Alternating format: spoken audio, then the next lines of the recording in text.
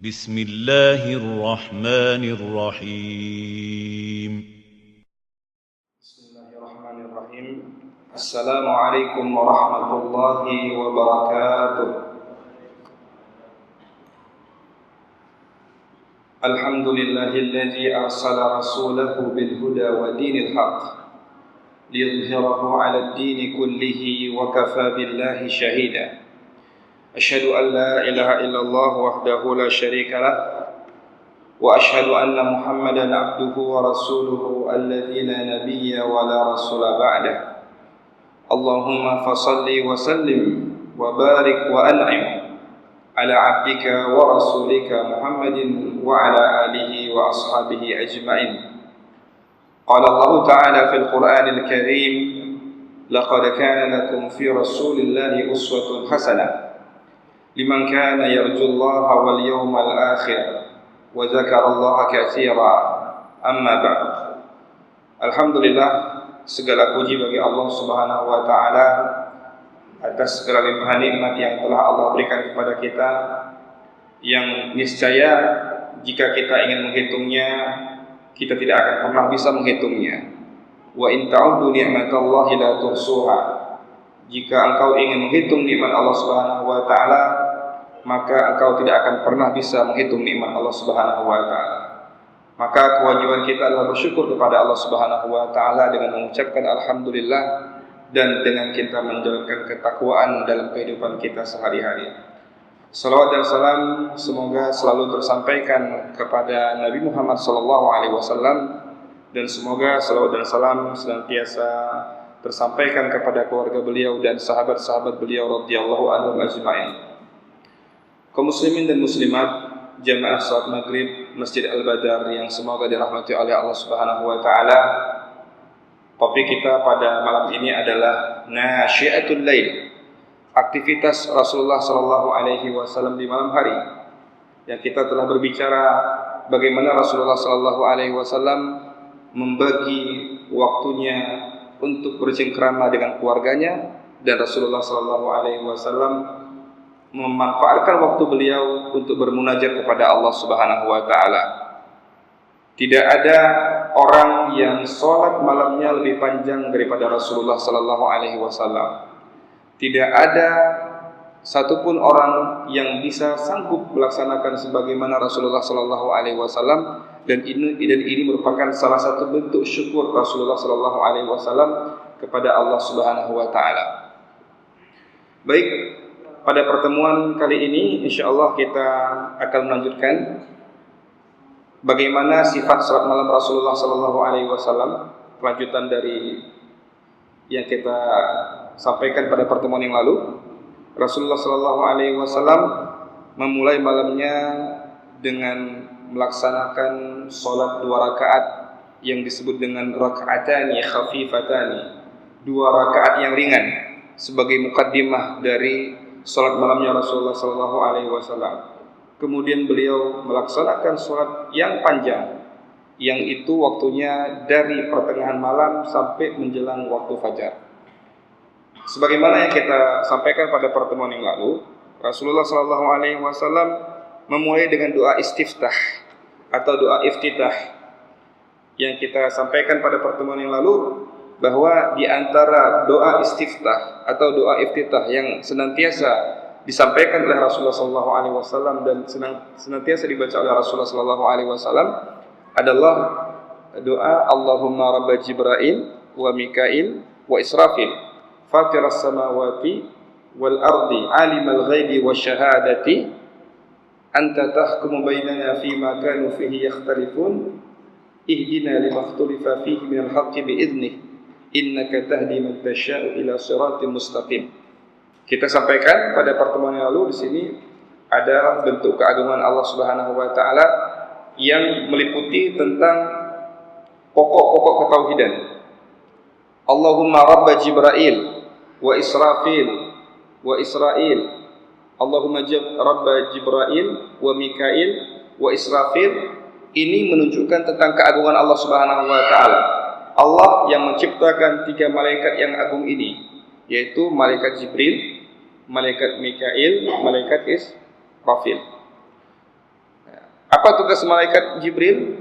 Menyampaikan wahyu kepada semua nabi dan semua rasul, mulai dari Nabi Adam alaihissalam sampai kepada Nabi Muhammad sallallahu alaihi wasallam.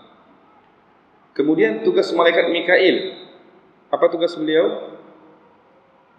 Menurunkan hujan, menurunkan rezeki, menurunkan rahmat dari Allah Subhanahu wa taala. Allah yang menciptakan hujan dan yang bertugas untuk menurunkan hujan itu adalah malaikat Mikail. Malaikat Israfil. Malaikat Israfil itu tugasnya cuma 2. Semenjak beliau diciptakan sampai nanti di hari kiamat, tugas beliau hanya 2. Ya. Meniupkan trompet 2 kali. Trompet yang pertama disebut dengan sa'iqah. Ya. Yang kedua disebut dengan radifah atau rajifah dan radifah. Apa perbedaan antara trompet pertama dan trompet kedua? Trompet yang pertama ketika ditiupkan, seluruh alam semesta hancur. Seluruh alam semesta semuanya fana dan hilang. Semua makhluk hidup akan mati kecuali yang dikehendaki oleh Allah Subhanahu wa taala. Pada tiupan yang kedua, ini jaraknya sebagaimana dalam hadis Ibnu Abbas radhiyallahu anhuma, jarak antara trompet yang pertama dengan trompet yang kedua itu sekitar 40. Ibnu Abbas tidak tahu apakah 40 hari, apakah 40 bulan, atau 40 tahun. Yang penting di situ jaraknya adalah 40. Tidak disebutkan harinya, tidak disebutkan bulannya, atau tidak disebutkan tahunnya. Panjang berarti jarak antara tiupan yang pertama dengan tiupan yang kedua. Tiupan yang kedua, seluruh makhluk tadi yang sudah diwafatkan oleh Allah Subhanahu wa taala semuanya bergabung lagi. Wa idzan nufusu zuwijat. Dalam Al-Qur'an disebutkan wa idzan nufusu zuwijat. Ketika badan dan ruh digabungkan kembali. Jadi digabungkan kembali sehingga semua tadi yang mati dihidupkan kembali oleh Allah Subhanahu wa taala. Ini merupakan salah satu kebesaran Allah Subhanahu wa taala. Mudah bagi Allah Subhanahu wa taala menciptakan, mudah bagi Allah Subhanahu wa taala mematikan, dan mudah bagi Allah Subhanahu wa taala untuk menghidupkan kembali. Ini kuasa Allah Subhanahu wa taala. Kemudian Fatiras samawati wal ardh, Tuhan yang menciptakan langit dan bumi. Alimul ghaibi wasyahadah, Allah Subhanahu wa taala adalah zat yang mengetahui seluruh kejadian di alam semesta ini. Baik kejadian itu ghaibi yang tidak tampak atau wasyahadah. Wasyahadah itu yang nampak. Semuanya berada di atas ilmu Allah Subhanahu wa taala. Anta tahkumu bainana fima kanu fihi yakhtalifun. Engkaulah ya Allah yang akan memutuskan seluruh perkara nanti di hari kiamat. Ini menunjukkan apa? Bahwa hukum dunia itu, kebanyakan hukum dunia itu tidak adil. Ada muatan politis, ada sikut menyikut dan sebagainya. Atau mungkin orang yang lemah tidak diberikan hukum dengan sewajarnya, dan orang yang kuat terlalu diringankan hukumannya, tapi semuanya nanti akan diberikan keadilannya oleh Allah Subhanahu wa taala. Atau sekarang ini semua orang mengatakan saya benar, kamu salah, kamu benar, saya salah, dan sebagainya.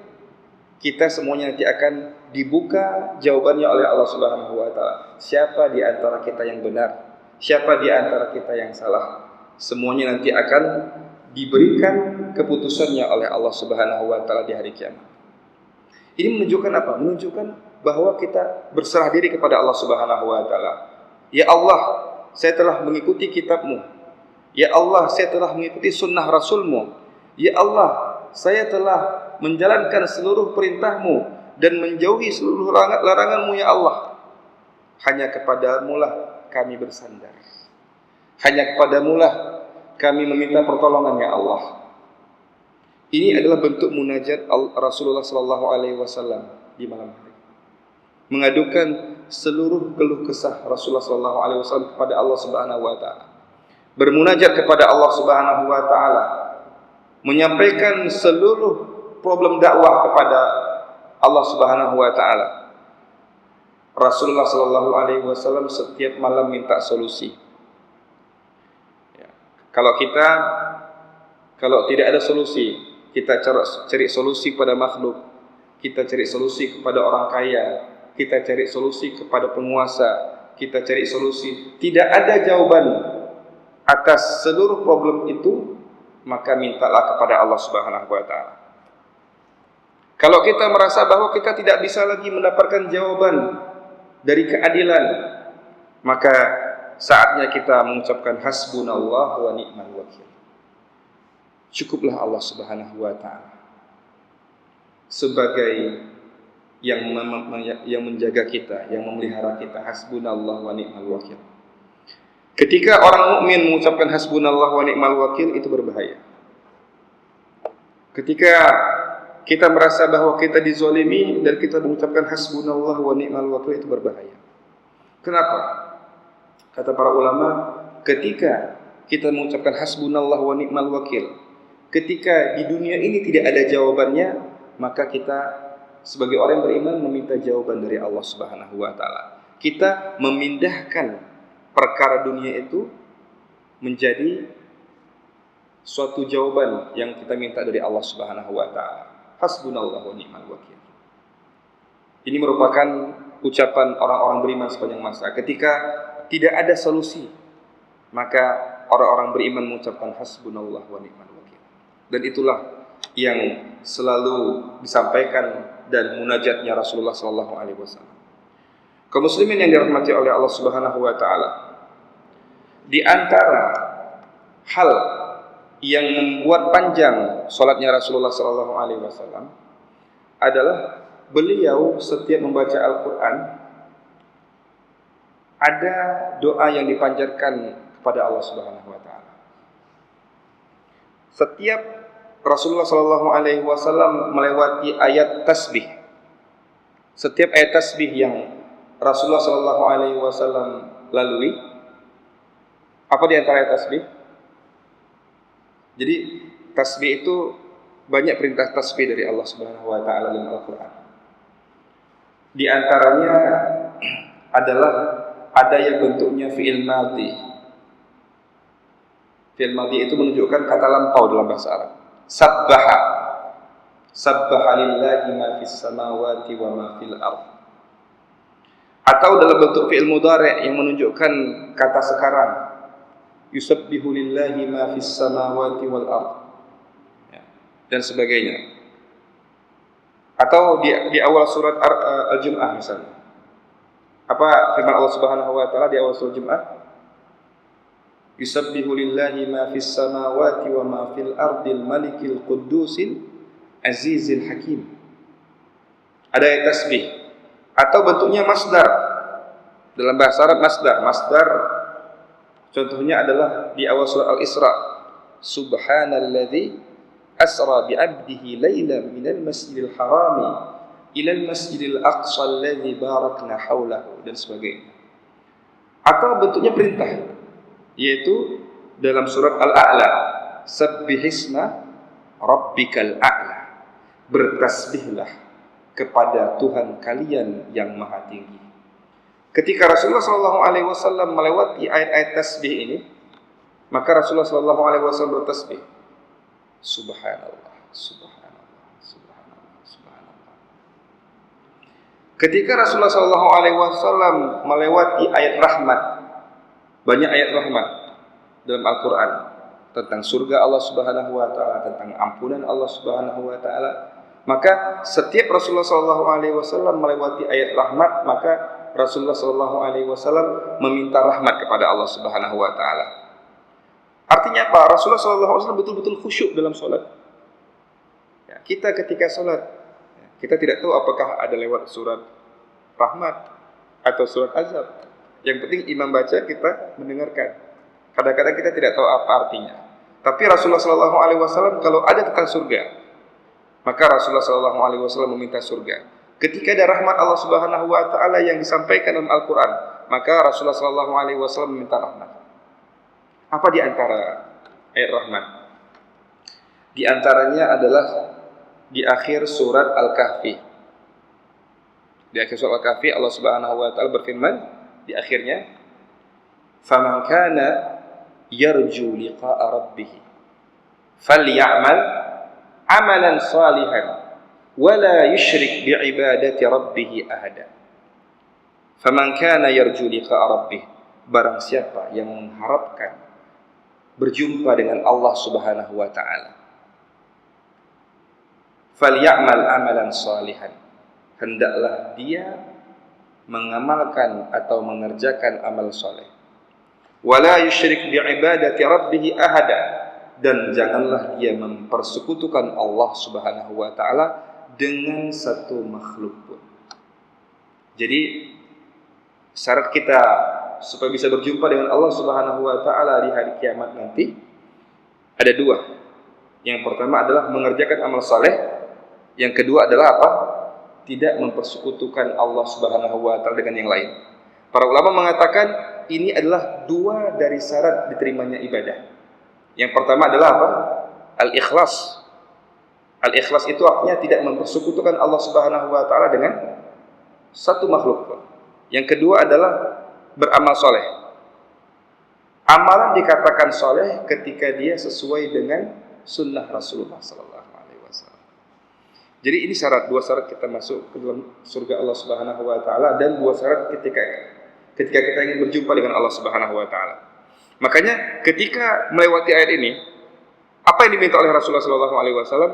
Yang diminta oleh Rasulullah sallallahu alaihi wasallam, ya Allah, jangan haramkan diriku untuk berjumpa denganmu ya Allah di surga atau di hari kiamat. Kenapa? Karena nikmat yang terbesar bagi seorang yang beriman kepada Allah Subhanahu wa taala adalah berjumpa dengan Allah Subhanahu wa taala. Jadi ketika kita ditanya, nikmat apakah yang paling besar yang didapatkan oleh orang yang beriman? Maka jawabannya bukan masuk surga. Nikmat yang terbesar bagi orang yang beriman kepada Allah Subhanahu wa taala adalah berjumpa dengan Allah Subhanahu wa taala.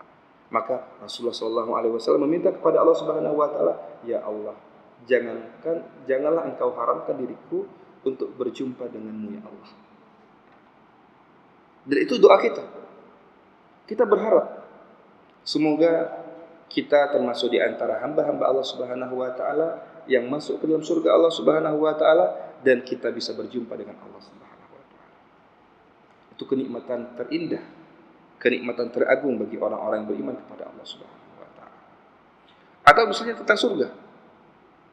Ketika ada ayat tentang surga, maka Rasulullah sallallahu alaihi wasallam berdoa, Allahumma inna nas'aluka ridhaka wal jannah. Ya Allah, hamba meminta kepadamu ya Allah keridhaanmu, dan anugerahkanlah kepada hamba surga. Doanya Rasulullah sallallahu alaihi wasallam. Atau misalnya ada ayat tentang azab. Apa contohnya? Banyak. Cerita tentang neraka dan sebagainya. Cerita tentang Malik. Siapa Malik? Malaikat yang menjaga neraka. Ada Zabaniyah. Siapa Zabaniyah? Zabaniyah adalah salah satu malaikat yang bertugas juga menjaga neraka. Sanad'uz Zabaniyah dalam surat Al-Alaq. Atau misalnya dalam surat At-Tahrim misalnya. Kita ambil contoh surat At-Tahrim ayat yang ke-6. Allah Subhanahu wa taala berfirman, "Ya ayyuhalladzina amanu qu anfusakum wa ahlikum nara."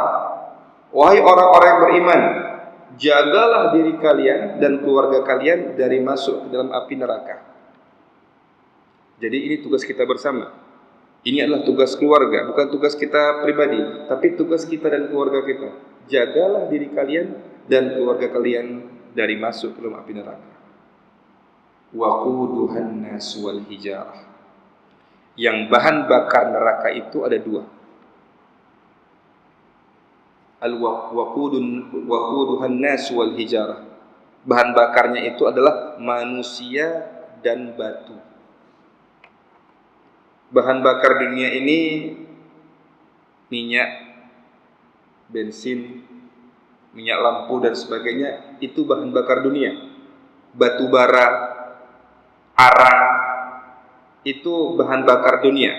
Bahan bakar untuk neraka, supaya api neraka itu tetap menyala, bahan bakarnya 2. Kalau sekarang itu masih 1, bahan bakarnya cuma batu. Ya, jadi batu dimasukkan ke dalam neraka, maka apinya semakin menyala. Nanti ketika di hari kiamat orang-orang kafir masuk ke dalam api neraka, dan orang-orang bermaksiat juga nanti akan juga dimasukkan ke dalam api neraka. Itu adalah bahan bakar yang kedua. Manusia adalah bahan bakarnya. Mengerikan. Ternyata bahan bakarnya itu bukan syaitan, bahan bakarnya itu bukan jin, bahan bakarnya adalah manusia. Waquduhan nas wal hijarah. 'Alaiha malaikatun ghilad. Di neraka itu ada malaikat yang bengis, syidad, yang kejam. La ya'sunallaha ma amarahum. Yang mereka itu tidak pernah memaksiati Allah Subhanahu wa taala, tidak pernah mengingkari Allah Subhanahu wa taala. Wa yaf'aluna ma yu'marun. Dan mereka senantiasa mengerjakan apa yang diperintahkan pada mereka. Ini kan merupakan satu fenomena yang mengerikan, pemandangan yang mengerikan. Neraka bahan bakarnya adalah batu dan manusia. Di dalamnya itu ada malaikat yang bengis, malaikat yang tidak mengenal rasa iba. Ketika Allah Subhanahu wa taala perintahkan, masukkan fulan ke dalam api neraka, malaikat enggak ada yang iba yang mengatakan, jangan ya Allah, enggak, langsung dimasukkan. Mereka adalah malaikat-malaikat yang bengis dan malaikat-malaikat yang kejam. Malik, malaikat yang kejam. Zabaniyah, malaikat yang kejam. Tempatnya adalah neraka, apinya menyala-nyala, penjaganya adalah orang-orang yang sangat kejam atau malaikat-malaikat yang kejam. Tidak ada kesempatan bagi orang-orang yang ingkar kepada Allah Subhanahu wa taala untuk keluar. Tidak ada yang namanya riswah. Tidak ada yang namanya suap menyuap. Kalau di penjara dunia gimana? Penjara dunia di Indonesia itu ada penjara Nusa Kambangan. Tapi ada di antara mereka yang mendapatkan fasilitas penjara yang mewah, ada AC. Ya, walaupun terasing di pulau sana, di Nusa Kambangan sana, tapi karena dia ada uang, karena dia itu punya harta, dia bisa membeli fasilitas. Atau misalnya di penjara Sukamiskin di Jawa Barat sana, itu penjara-penjara khusus untuk koruptor.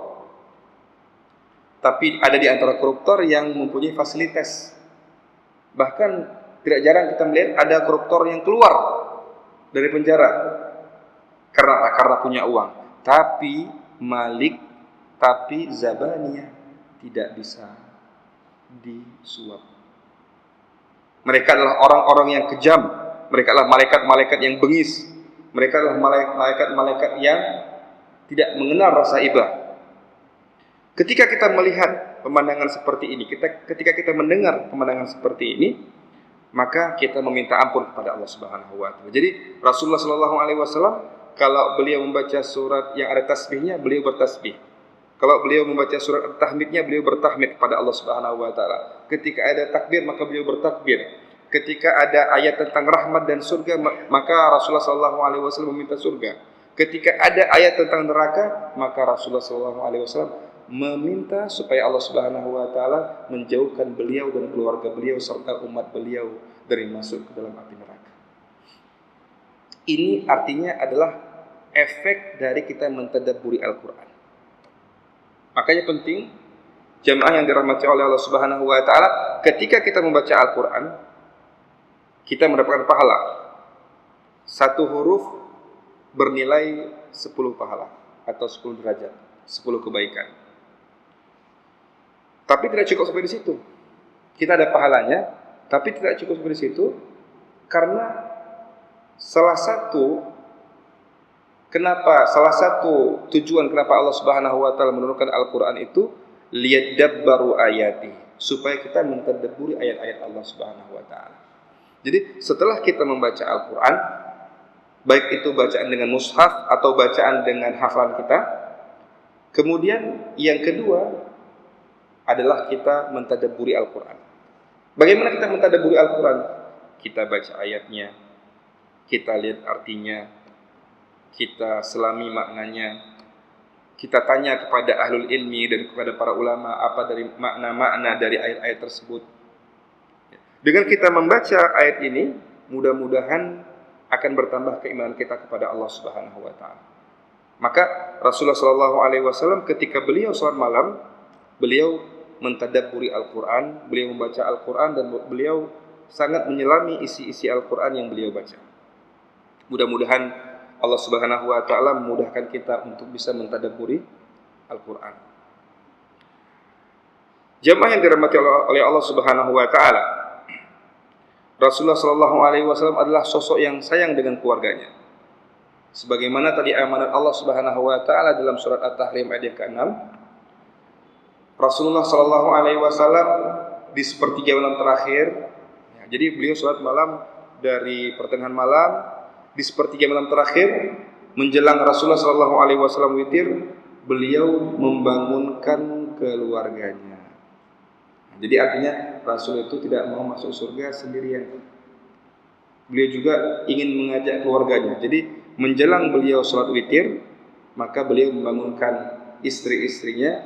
Rasulullah sallallahu alaihi wasallam membangunkan anak-anaknya. Rasulullah sallallahu alaihi wasallam membangunkan cucu-cucunya untuk melaksanakan salat malam. Karena Rasulullah sallallahu alaihi wasallam menginginkan kebaikan kepada keluarga beliau, maka beliau membangunkan.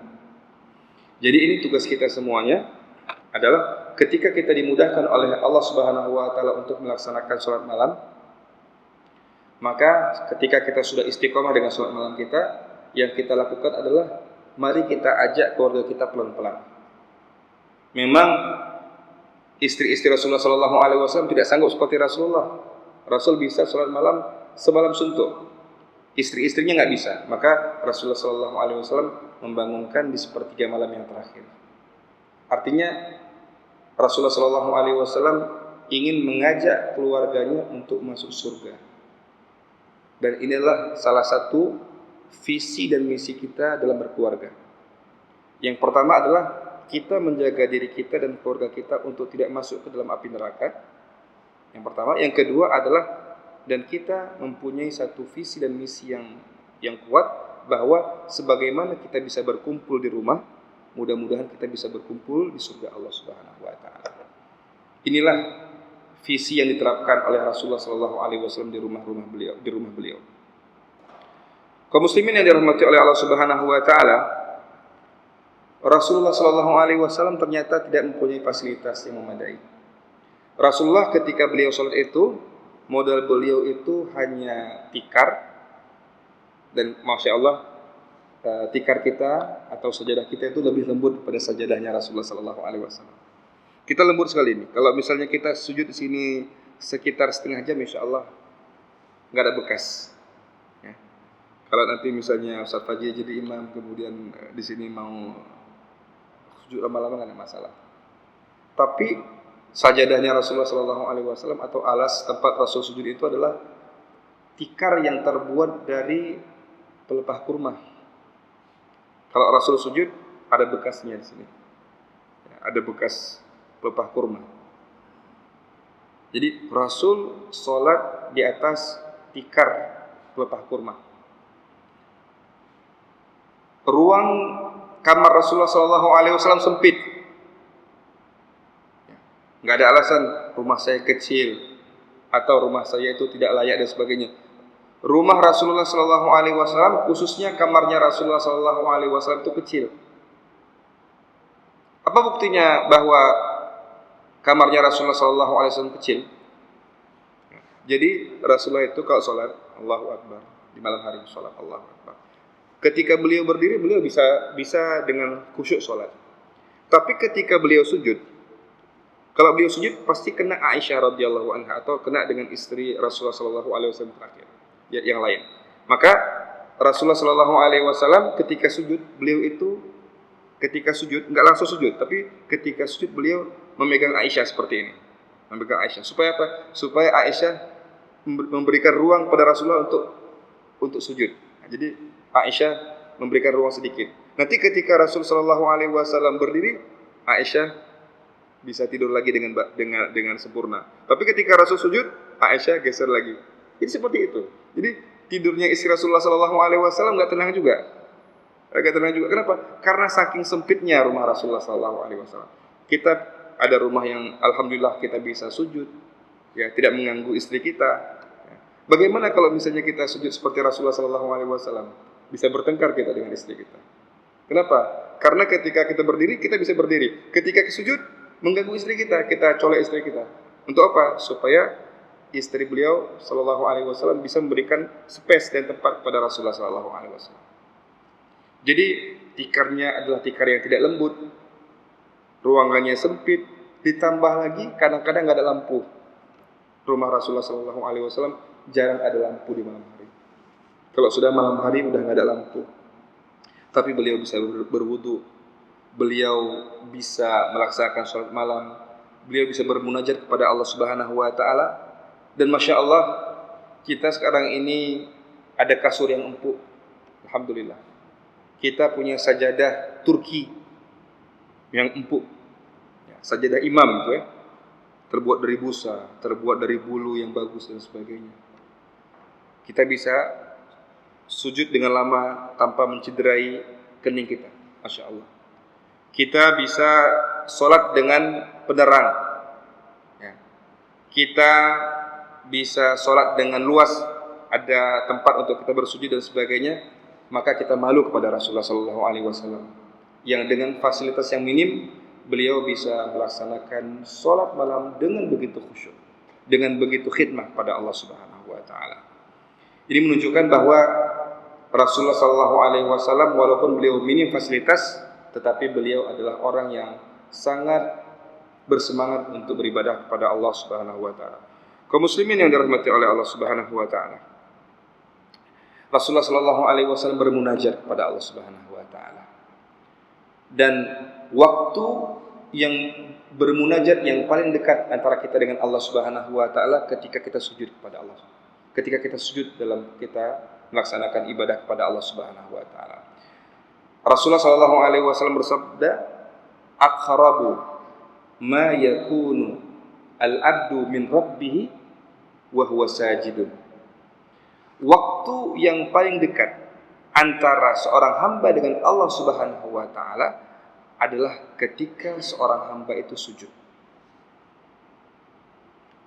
Lalu apa solusinya? Lalu apa hal yang ditawarkan oleh Rasulullah sallallahu alaihi wasallam?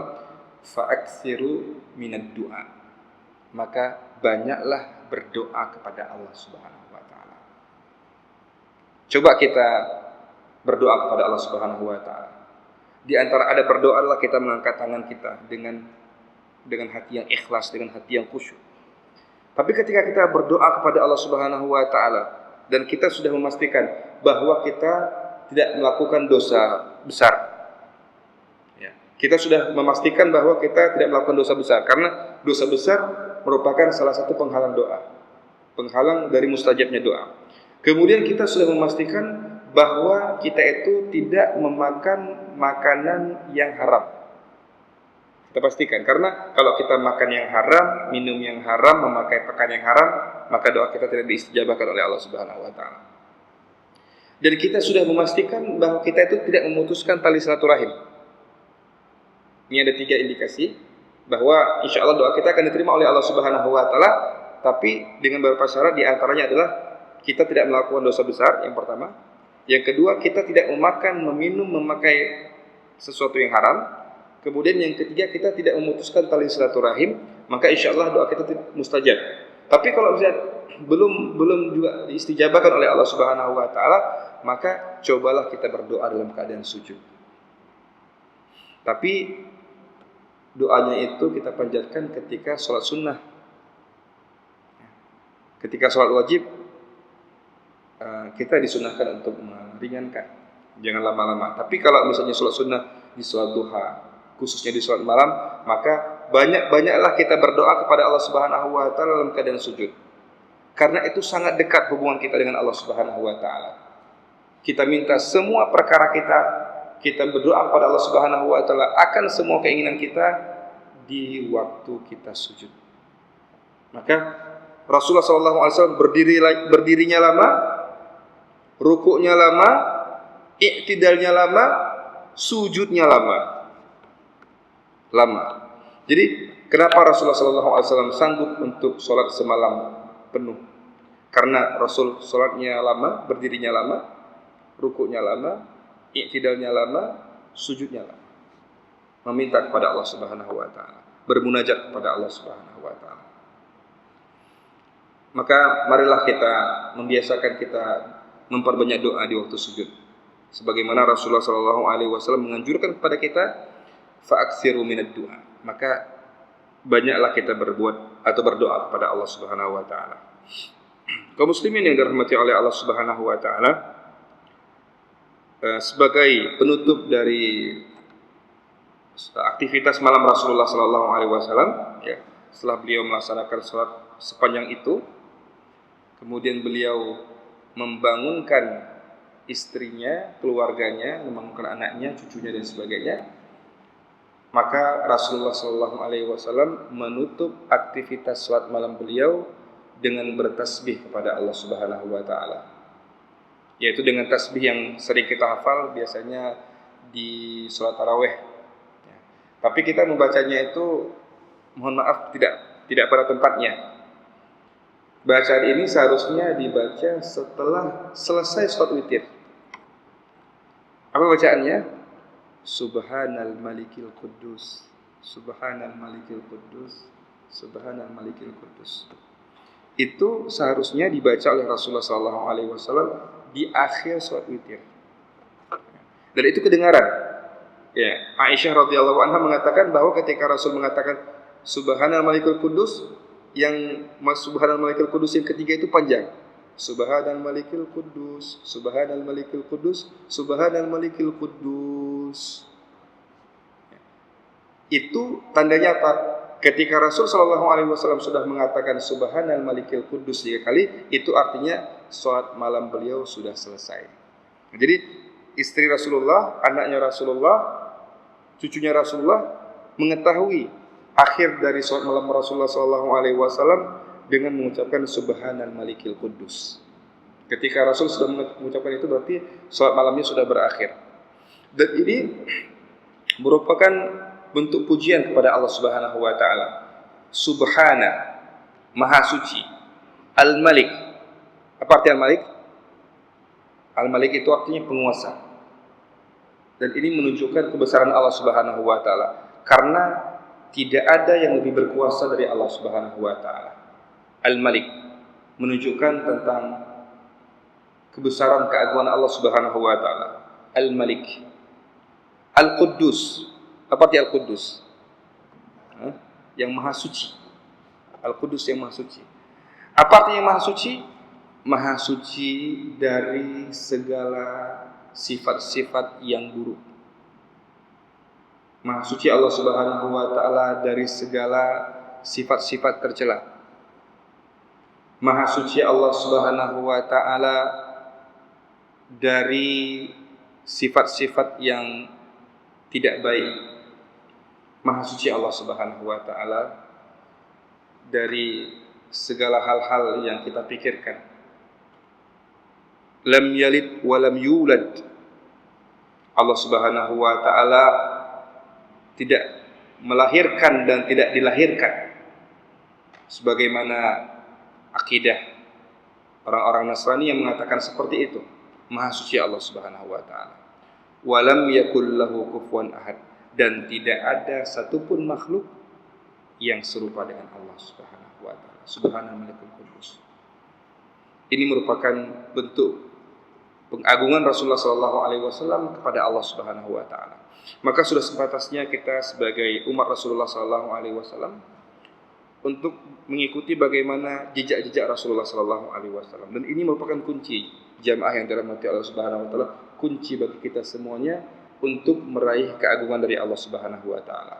Rasulullah sallallahu alaihi wasallam diagungkan oleh Allah Subhanahu wa taala. Rasulullah sallallahu alaihi wasallam diangkat derajatnya oleh Allah Subhanahu wa taala. Rasulullah sallallahu alaihi wasallam dicintai oleh Allah Subhanahu wa taala.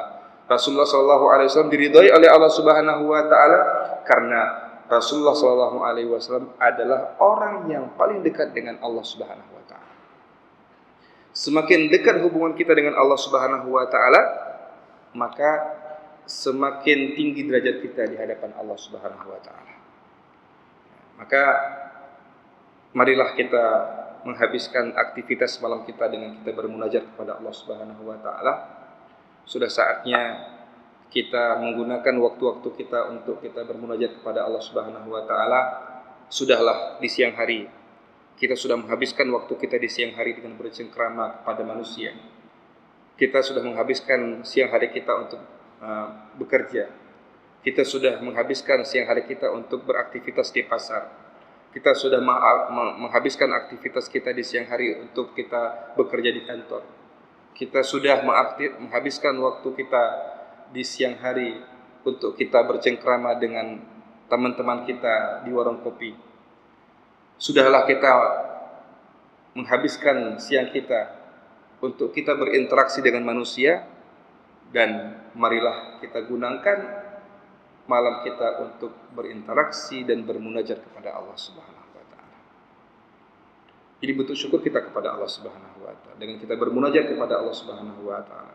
Dan kita berdoa kepada Allah Subhanahu wa taala, mudah-mudahan Allah Subhanahu wa taala menggolongkan di antara kita, di antara hamba-hamba yang dekat dengan Allah Subhanahu wa taala, yang dicintai oleh Allah Subhanahu wa taala, sebagaimana Rasulullah sallallahu alaihi wasallam dicintai oleh Allah Subhanahu wa taala. Mudah-mudahan kita dicintai oleh Allah Subhanahu wa taala. Aqulu qauli hadza wa astaghfirullah li wa lakum wa lisairil muslimin. Dan kita tutup dengan doa kafaratul majlis. Subhanakallahumma wa bihamdika asyhadu an la ilaha illa anta astaghfiruka wa atubu ilaik. Assalamualaikum warahmatullahi wabarakatuh.